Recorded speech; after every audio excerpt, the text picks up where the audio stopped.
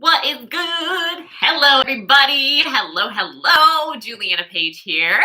We're going to talk today. There might be like a bit of a riff, but I really sense that this is a valuable word. I was getting downloads all day, so this index card became the source of where I was going to put all the downloads. So the topic is about being authentically me. So I'm going to provide some context to set this up. I'm going to back it with some word because, it's not legit unless there's some word in it. And then I'm going to give you some practical things that you can do to assess if you are being authentically me. Okay. Or if you're being authentically you yourself. All right. So the first thought that I have to set this up is you may have come from a home like this where if you got in trouble, you were grounded or you'd have to go to your room and that was punishment. So sometimes things that are grounding activities, we could have this bridge, this interpretation that does not allow us to easily lean into those things, right? Like we think that that's a luxury. We think that that's punishment. Like we just have some sort of interpretation that could be an energy block from really embracing things like that. So for example, I did grow up in a home with different kinds of punishment. One of them was being grounded, going to your room, having things taken from you, that sort of thing, losing privileges, right? So the going to your room thing was interesting because I learned how to really enjoy that in terms of, finding imaginative things to do in that time and not being bored and not feeling like I was in trouble. However, I noticed that when I really leaned into my gifting or this divine purpose that I have as a writer, I really resisted that for years of my life because it felt like punishment. This idea of sitting alone and writing felt like punishment. So I just could not get behind writing. It just didn't feel like something that I wanted to do. It wasn't something that I thought I could do. It wasn't something that even inspired me in any kind of way until it did. So I do believe that when the time is right, God makes it happen. And that was very true in my story. But I found that interesting that I had this belief connected to it that being alone or spending time by yourself a majority of the time was not a good thing, which I think completely opposite of now. Wild. So just think what your relationship with being grounded is. I know a lot of people have no issue with this, but I invite you to think about that.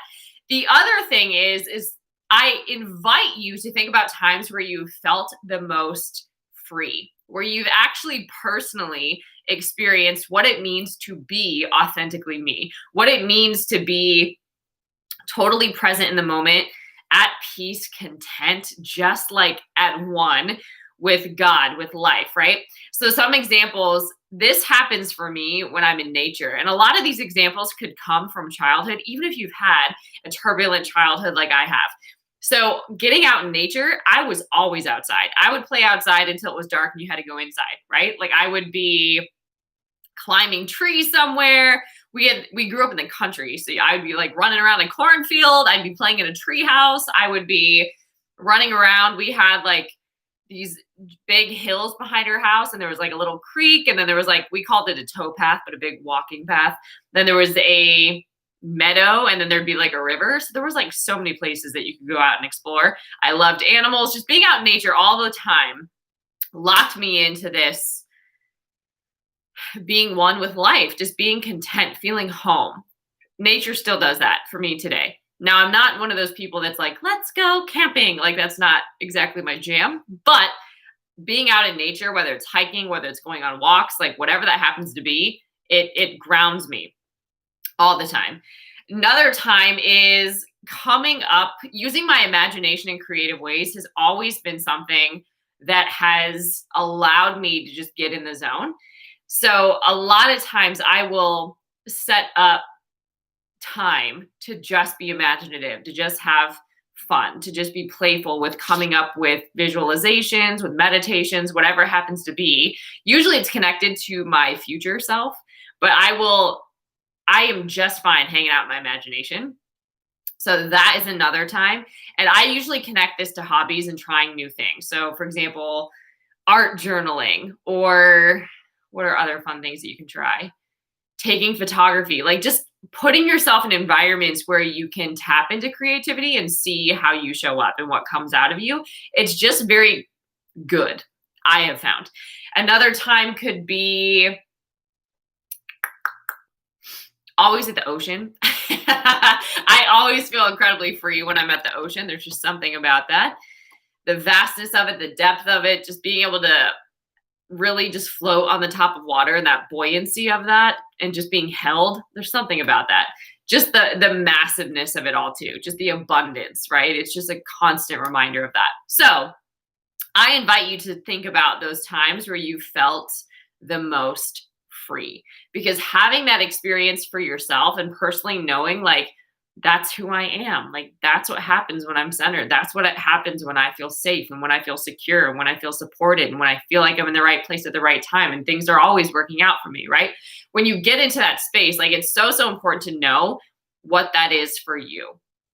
Even if you've only had glimmers of it, I know that I have done lots of training or put myself in a lot of like retreat environments or conference environments or conventions and summits and all sorts of things, just so I could explore and learn about myself, because that used to be very difficult. And it was something that I didn't feel like I could do or that I knew how to do. I'd never seen anyone do it before.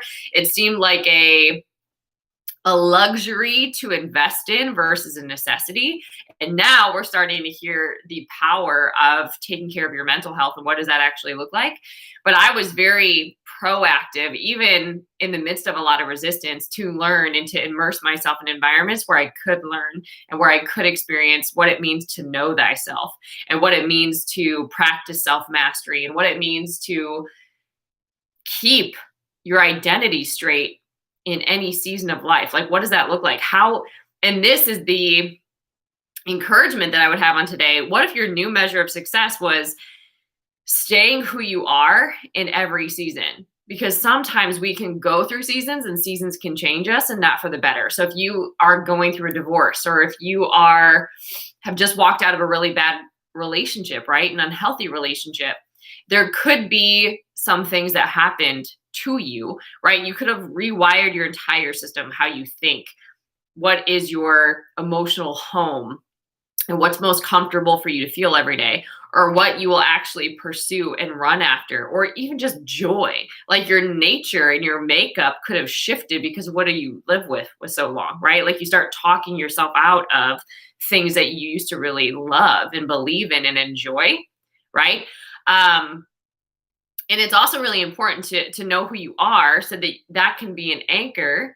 Know who you are and really who you're connected to. So that can be an anchor as you go through different seasons. Like let's say that you become a mother. That's like two births in one, because you're birthing the becoming of a mother and you're birthing a child, right? Like that's a lot to process. Like how do you stay true to who you are in that season? Or maybe you really have big dreams, but you're not in the manifestation of them yet. So how do you stay who you are in preparation to get there, right? Or in the world of social media, we're exposed to everybody's highlight reel. We are tempted to compare our behind the scenes to that, even though we have no idea what that person is walking through, what it's actually like in their life, what keeps them up at night, what they're sacrificing, what they're battling with, what they're challenged by. Like we just genuinely don't know unless they share that. And we only see in part, right?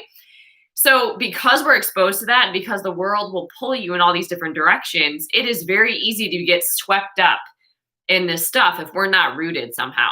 Or even the culture glorifies fame and likes and engagement and attention, right? Okay, but let's say that you seemingly out of nowhere got promoted into that type of position. Are you able to handle all of that attention? Are you able to handle what that does to your soul? Right? Are you able to stay who you are now that everybody around you is being paid to support you, kind of, right?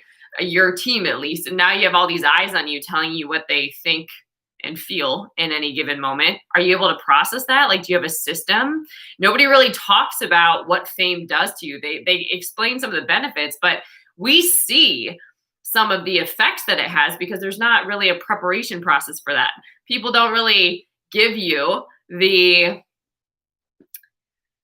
manual for how that's going to affect you and how to stay centered in the midst of all that and not be changed in a negative way by that. So all that to say, there's a lot going on in the world all of the time. And what is a huge call for all of us, especially if you consider yourself an activist in the world, if you consider yourself an activist in the world, you've got to activate change in yourself first. You absolutely do. It starts with you. So all of that context to build up the importance of why being authentically me should not just be a hashtag, like authentic, like that shouldn't just be a hashtag. That should be something that you actually are every day. It shouldn't even be something that you strive for. It should just be something that you practice and that is a lifestyle for you, because anything that is in the darkness is really what's limiting us or holding us back. So I do a podcast every Saturday. It's called Spirit Filled Real Talk with Juliana. And I spirit fill it, meaning I back every message with truth so that you can really have practical wisdom to apply to your life and to apply what you're walking through. So I have a couple of verses that really bring this home. So I'm going to give you some context here so that you can not just take some of the examples that I've shared and mine your soul for your own, but also apply this truth to your life. So the first one that I'm taking it from is part of being authentically you is knowing your history or knowing where you come from. So a lot of people love genealogies or doing family history and the charts and all of that, right? And knowing what your family line is and going through your whole family tree, like that's important to a lot of people because a lot of people want to know where they come from.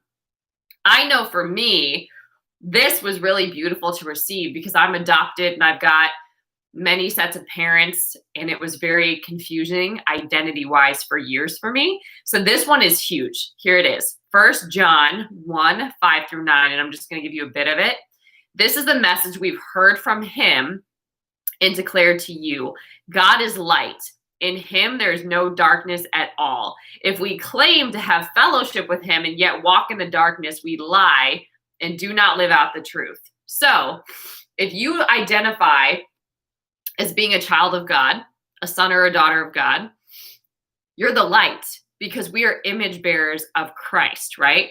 So if we claim to be the light, the call to action would be for change for yourself, would be looking at yourself. Where are you in darkness? Where are your beliefs not lining up with the truth? Where are you speaking things that don't agree with the truth? Where is your behavior still looking like you're an orphan, so to speak, or that you're living the world, or that you're following the world way, the world system versus the kingdom system, right? And that would be what you would stand on to be like, okay, am I genuinely being who I am? If I'm not fellowshipping with God, if I don't have a relationship with God, how can I claim that I'm being the light? Because I don't even know the light and I'm deceived, right? Like I could very much be living a lie. In fact, the more I say that I know things, probably the less that I know, right? So that is a huge one. Okay, let me see. This is another way to drive that in. This is John 8:12. When Jesus spoke against the people, he said, I am the light of the world. Whoever follows me will never walk in darkness, but will have the light of life. This is a privilege. This is an honor. This is a gift. We don't have to walk in this life alone. We don't have to live as if we don't have a guide or a coach or a mentor or a friend or a sovereign God that knows all things, right? We don't have to live like we are orphaned or that we're abandoned or that we're forgotten or that we're not enough. We don't have to live that way. Whoever follows me will never walk in darkness, but will have the light of life. So sometimes this is just remembering what you have. And God can be no closer than living on the inside of you. That should be very encouraging, right? And then, here's another example of, again, when you think about ways to Praise God. This is really helpful. So this is Psalm 139, 7 through 12. Where can I go from your spirit? Where can I flee from your presence? If I go up to the heavens, you are there. If I make my bed in the depths, you are there. If I rise on the wings of the dawn, if I settle on the far side of the sea, even there your hand will guide me. Your right hand will hold me fast. If I say, surely the darkness will hide me and the light become night around me, even the darkness will not be dark to you. The night will shine like the day, for darkness is as light to you. So these are all examples of when you think about who am I authentically, I'm the light. I am the light because Jesus is the light of the world, right? And if I am a born again believer, Holy Spirit is on the inside of me. I have the Spirit of God on the inside of me, right? And I choose to fellowship with the presence so that living from the presence becomes my lifestyle. And that is a anchor that keeps me grounded through every season. And I'm speaking for myself. So for whatever you believe, this could help you, okay? So that's that verse. Now, let me take it to dun, dun, dun. This is Matthew 11, 28 through 30. And I want to set this up or give you context. So maybe you've experienced this before, but I am grateful to have experienced it. Maybe like not at the time, probably was I grateful, but in hindsight, yes. So I really, for a long time, as I mentioned, struggled to know who am I? Why am I here? Where's my home? Who is my family? Who am I, right? Like I really struggled with those because I found out I was adopted when I was 10 and it was not in a good way. And it created a lot of confusion. It created a lot of fear, created a ton of questions, and all safety, all security, all sense of worthiness was taken. And I also just felt like life was chaos, right? Like that was normal. And I just didn't know how to process some of these things that happened that were traumatic. So all that to say, I really struggled with identity work for a long time. Okay. And so I was doing like all the Myers-Briggs or like the Enneagrams of the day, right? Or all these personality tests or just really trying to figure out like, what am I gifted at? Why am I here? Like all those little bubble tests, like I would take all the tests, right? And really just try to assess like, where am I called to? Because the fear was that I would have to go into the world and get into a career that I did not enjoy, spend all my time working there at the detriment of family and hobbies and just fun and adventure and enjoyment, like having and enjoying my life. Like the fear was that I wouldn't be able to do that because I'd have to get stuck in a career that I didn't like. So I was on this mission to figure out like, who am I? What am I good at? How can I really get into a space where that can flourish? And that was really, really difficult for a long time. So eventually I thought that I had found that. I thought that I had found it twice, actually. So one of the times was I was a baby in hindsight, but I literally set up an internship at Fitness Magazine in New York. And I thought that I had arrived. I thought that like I figured it out. Like that's what I'm going to do. I'm going to work at a magazine. They've got these values that I value, mind, body, spirit. Like this makes total sense, right?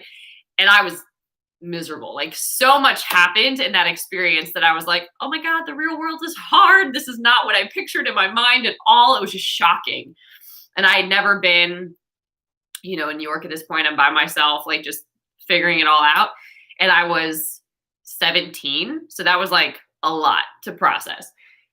So then I spent the majority of my college career focusing on what now? So working in radio, working in production companies, just trying to figure out like, okay, is media, magazine, radio, TV, whatever, is that where I'm supposed to be rooted? Because I was really inspired by communicating and expressing, right? I was really inspired by storytelling and how we inform the public good and how people share their stories, right? Which is a huge skill. Communication in general is a huge skill. So I was very inspired by that. But every time that I would have these internships, these roles, these jobs, there would be like more disappointment. So all I was doing was stacking disappointments, because everything that I would hope for, everything that I would expect, it didn't look anything like that. And it looked worse, right? So I'm like, how do I process this? And I'd already given up athletics, which was like my outlet. So now I don't have an outlet. I'm stacking disappointment. I don't have a home base. I'm like, right? So here comes second time where I think that I figured it out. I end up moving to California, which I had spent years manifesting. I didn't know how, I didn't know when, but like I was going there. And I went to grad school out there, and I was in film production, which was a dream come true. Like it was an answered prayer, even though I wasn't walking with God at the time. It just was this beautiful experience. And I'm witnessing the ocean every day. I am meeting some of the most amazing and creative people. And this was before I even believed that I was creative or even had a creative gene in me. I just didn't own that at this point at all. I was learning something that I never thought that I would learn. Like I didn't even have a Mac computer before this experience. So like technology was not my jam, which was one of the reasons that I thought that I really needed to immerse myself in that kind of training. And I felt like I was getting a psychology degree. Like it was like the best education that I could have. But as I was in the industry, I did not feel grounded. I did not feel rooted. I did not feel strong. And everything that I was encountering felt like what I would know today, that is spiritual warfare. It felt heavy. It felt really hard. And it didn't feel like I was designed for it. Like I was meant to be there. And that was really, really hard because I'd already gone through that. And I'm like, again, like we're seeing this story again, right? And this assumption, like, because it happened like that before, now it's happening again, right? Like, what do you do with that? So it was very overwhelming. And it was so interesting. I had my dream. I was learning what I loved. I had everything that I could have ever imagined. I was thriving in most ways that you could describe that, bills paid, living in a beautiful place, lived in this really cool apartment, like condo community. And it felt like almost like Swiss Family Robinson style, like tree houses. Like it was so cool with all of these amenities. It was beautiful. It was like right in this marina, right on the ocean. It is beautiful. I'm learning everything that I would ever want to learn, feeling so blown away by what I'm exposed to and what I get to experience every day. But even that wasn't enough. And I'm like, like what actually gives? Like, what do you do when you manifest this dream and that's not enough? Like, you're not happy. Like, what do you do with that? Right? Like, what? So at any rate, I share that because Matthew 11:28-30 speaks to this. And it says this: come to me, all you who are weary and burdened, and I will give you rest. Take my yoke upon you and learn from me, for I am gentle and humble in heart, and you will find rest for your souls, for my yoke is easy and my burden is light. So at this point, as I had mentioned, I wasn't walking with God. I had experiences of God. I had experiences of Holy Spirit, but I wouldn't have identified it as that. I would have said that it was divine or universe or intuition. Like I would have used vocabulary like that at the time, probably mostly intuition. But that was really lonely because I needed God, right? There was this huge God gap in me that only God could fill. And at this point, I still didn't have a home base. I still hadn't healed some of these unhealed parts of myself, especially like these family and parental wounds. And I really didn't have a lot of like intimacy in my life. Like not a lot of people were close. And that was a really hard way to live because there's a lot of people, particularly in California, as many as there are really cool humans, there's also several shallow humans that I would encounter as well, particularly in the industry that I was in. So that was very, very difficult to navigate without a spiritual core. I didn't know that at the time, but that's very much why it felt like even I could have my dream, but I could get lost in it, right? And I could very much feel like that's not enough. So Matthew 11:28 is so powerful because it's essentially saying, God, I could think that this is going to fulfill me. I could think that this is the desire of my heart. I could think that this is the place that I am called to, that I'm drawn to, that I'm led to. But if I'm honest, I don't know. I really don't know. And I got to a place where I'm like, unless this is God sent or unless God is in this, I don't want it, because I just got to this place where so much disappointment had built up, so much expectation had built up, and this expectancy that there was so much that could be dropped, including myself. And I just got to the point where I'm like, I don't know if I could go through another succession of that in my own strength. In my own strength, I'm going to be weary. I'm going to be burdened. It's going to be too heavy, right? Like it could potentially break me. And in fact, I did break 2 wrists, which was like a huge revelation experience, which is a story for another day, but that was wild. Okay. So another one is Philippians 4:12. This is key. This is key to being authentically me. I know how to live on almost nothing or with everything. I have learned the secret of living in every situation. How powerful is that? I've learned the secret of living in every situation. It's not The Secret, that movie, right? Or that book. Whether it is with a full stomach or empty, with plenty or little. This is the Apostle Paul, and he's talking in Philippians 4:12 about how he has learned how to be content. He's learned how to, in his spirit, get his soul to submit to this contentment. I've learned, even when I'm not where I want to be, how to keep my mind in a place of contentment, how to keep my emotions stable, how to keep my heart rooted in hope and grounded in faith, right? Like I've learned how to do that, whether I've got plenty because I still stay centered in plenty, or whether I just feel like I'm getting by. Like I've learned how to keep my mind in a state of faith. I've learned how to keep my emotions stable. I've learned how to keep my heart pure. And that is the secret to living in every situation, being rooted and grounded in God. Okay, so huge. And then I believe there's one more for you. And then I'll give you some practical truth here that you can apply. Okay, this is Hebrews 12:6. Okay, for the Lord disciplines those he loves, and he punishes each one he accepts as his child. Okay, so why would I share that on being authentically me? This is again Hebrews 12:6. Essentially, the Lord chastises those he loves. So sometimes we walk through things that are uncomfortable, but some of our biggest lessons come through that process. Now, God doesn't bring bad things. God is not the creator of bad things. However, God does allow things because he works things for good. And sometimes we can learn from these really hard lessons more than we ever could from things just going smooth for us, right? Like, you know that to be true. Like, a lot of our biggest lessons have come from some really hard things, right? So let's tie this together.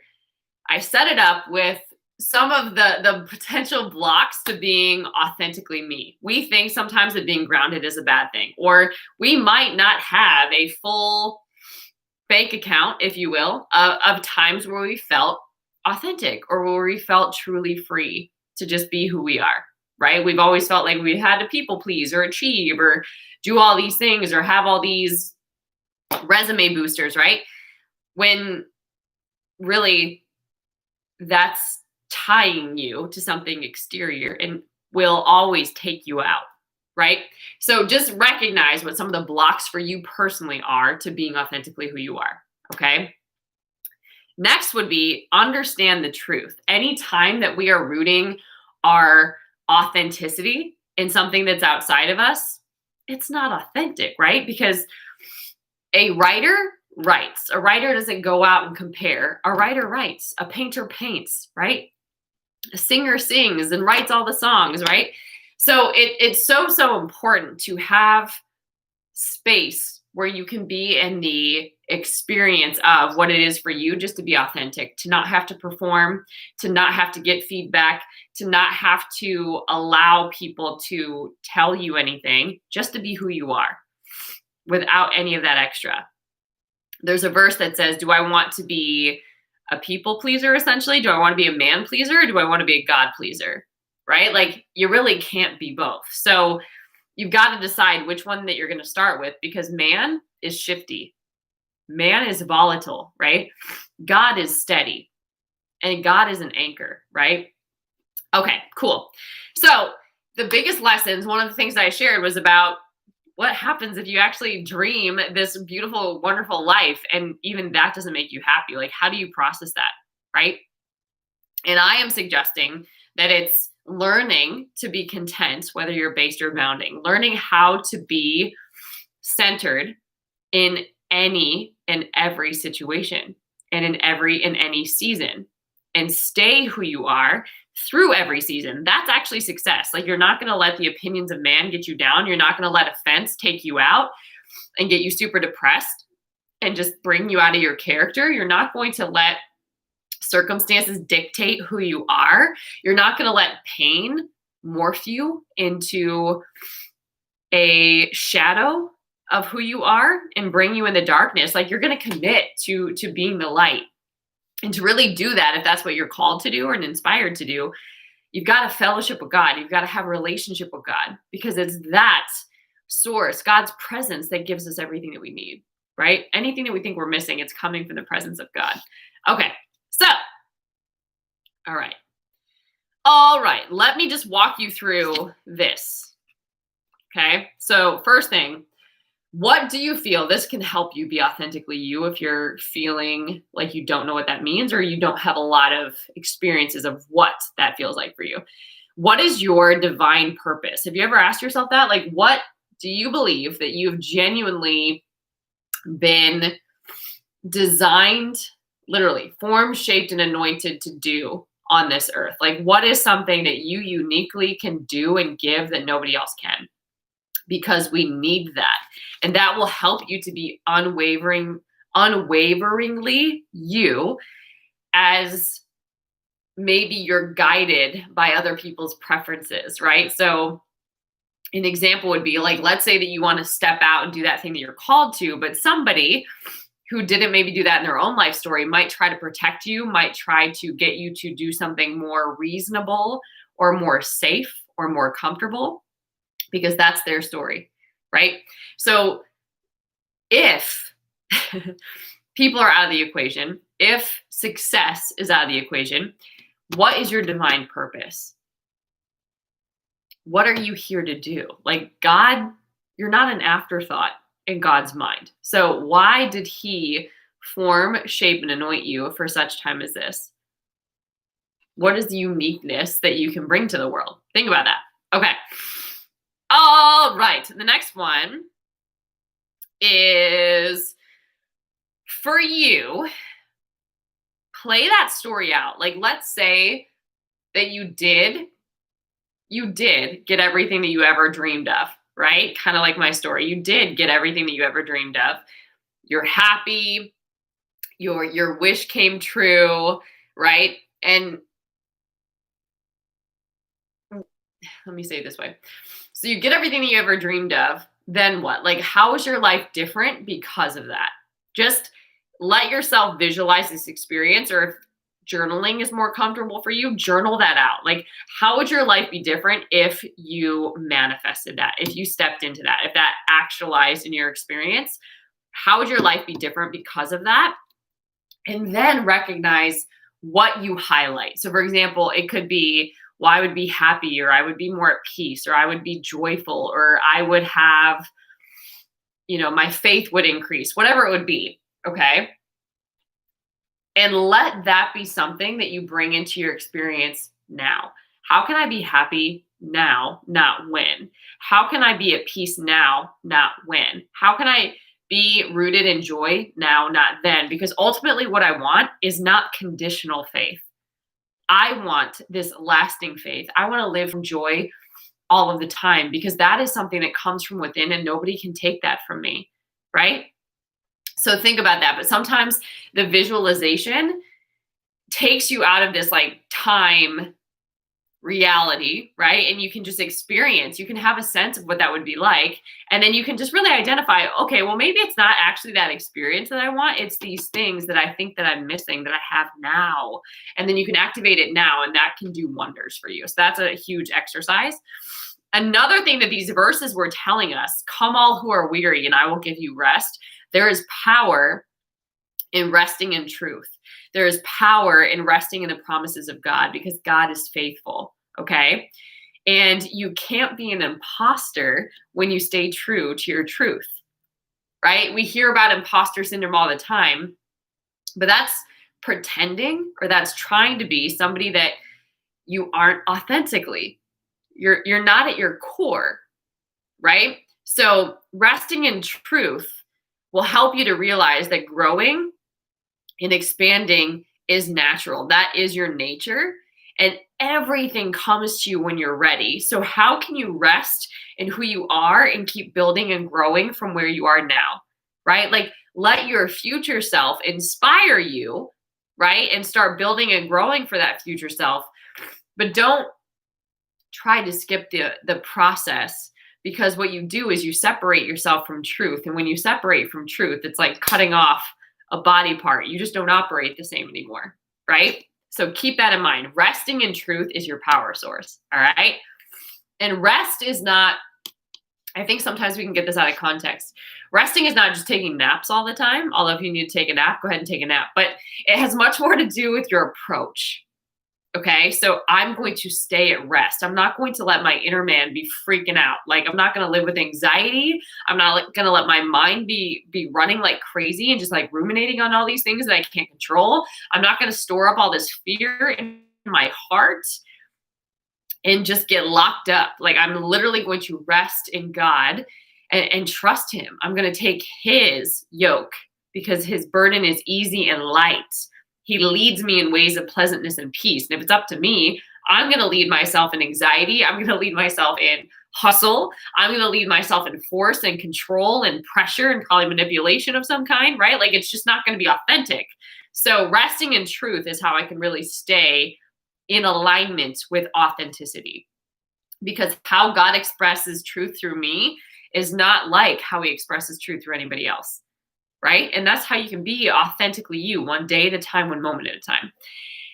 All right. And then this thought, like, if you've ever had this thought come up, like, I'm ahead or I'm behind, or because I was dealing with all this stuff as a kid, now I'm behind, I just feel like I'm catching up and blah, blah, blah, blah, blah, right? Well, feelings are valid, but God can redeem the time. God can restore the years. God can restore your youthfulness. God can make up for all of that. So the key is to stay connected to God in every season, okay? And then a final self-check or question so that you can really challenge yourself and assess, am I being authentically me? Is, are you letting your ego lead, or are you letting Holy Spirit lead you? Which one is leading? And you can kind of tell by your motives too. So usually if I am motivated by external things, usually that is ego, usually. If I am motivated by humility and radical responsibility and producing fruits and being of service, that's usually spirit, right? Just examples. Again, that's uniquely given or inspired. Like, divine inspiration hits people differently, and what you're led to do in the spirit is different, but it's usually service, and it's usually blessing people, and it's usually removing selfishness of some kind. So at any rate,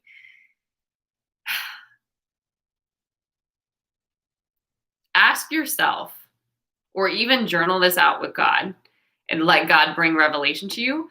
What does it look like to be authentically me? What is it that the world is missing and needed me to be here to give, right? That only I could give. What am I a solution for? How can I stay in that space just for the joy of it? right? Like if I wasn't attached to outcomes and approval and external validation, if I wasn't attached to any of that, how would I show up? Like, what would I be drawn to? What would I do? So for example, for me, I would write, I would create content, I would inspire, I would encourage, I would serve. Like these are things that I've done in every season, no matter where I am, right? So think about that. How does God express himself through me? Right? Like what do people compliment you for? Think about impact, right? Like what really impacts them about you? Is it your perspective? Is it your presence? Is it your energy? Is it the way you are so steady in any time and in any season, reliable, accountable, like whatever that happens to be, right? Like what is it that people really admire about you? Think about that.